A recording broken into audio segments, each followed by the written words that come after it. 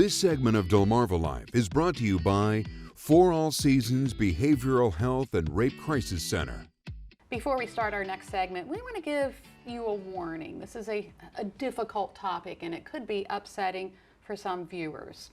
April is Sexual Assault Awareness Month. Now, this is a challenging topic, but a very important one for all of us to be comfortable addressing and understanding. And here to talk about this important subject is Beth Anne Dorman. She is the CEO of For All Seasons, and we're so happy to have you in here today. Glad to be here. Yeah, so let's talk about what exactly is sexual assault. So sexual assault is unwanted touching and or unwanted sexual contact that has not been provided, someone has not provided consent for someone to do something to their body. Mm-hmm. So who does it happen to?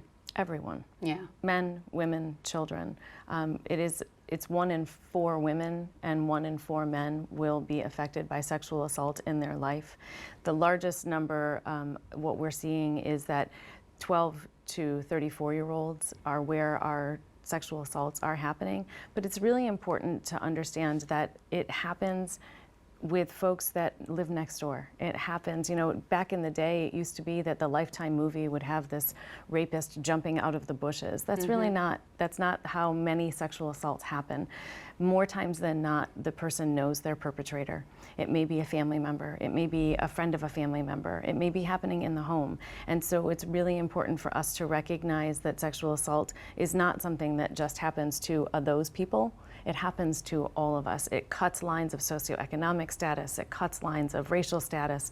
It is really something that impacts our entire community. So let's talk about that impact and the impact on the victim. So our victims, you know, there is a shame and blame that happens in our culture at times with sexual assault. The reality is that our sexual assaults are not reported falsely any more than a robbery is reported falsely. And so we know that when victims are coming forward, there is a loss of control that has happened. Something has happened to someone. This is not something that anyone invited on themselves. And so it becomes really important when we encounter victims that we are providing a space to help them get what they need. It's not about what we need.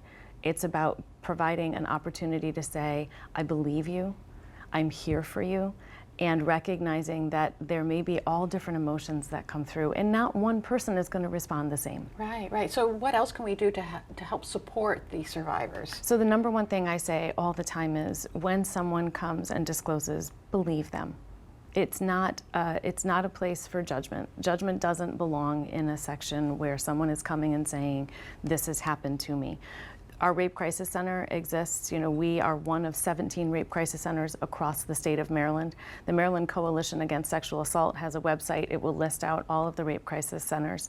We serve the 5 counties of the Midshore. Our sister agency, Life Crisis, serves the Lower Shore, and so you can be connected through the rape crisis centers. You can reach out for advocacy services. You can report to the hospital, and advocates will meet you at the hospital. That's the structure that's put in place in our state. You can contact law enforcement. You can tell someone who's a trusted friend. But you know, the most important thing, I've been doing this work since I was 19. It's been a long time of helping folks understand that when someone comes forward, or if you suspect something has happened, it's about believing the story. What if somebody's watching and an assault has happened to them and it's been years?